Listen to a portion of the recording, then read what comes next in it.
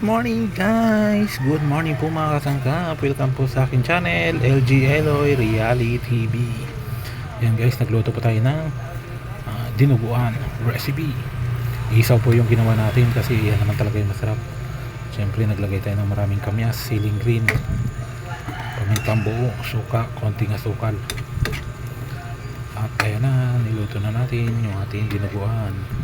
Napakabango mga kasangkap, napakasarap. Siyempre okay lang yan kahit paminsan-minsan lang naman, siguro twice a month or once a month, okay lang yan kumain ng mga ganitong luto. Pero dapat araw-araw gulay. Paminsan-minsan lang tayo magluto ng mga laman loob, dapat healthy laging gulay, pero okay lang yan. Dinuguan recipe, napakasarap nito mga kasangkap.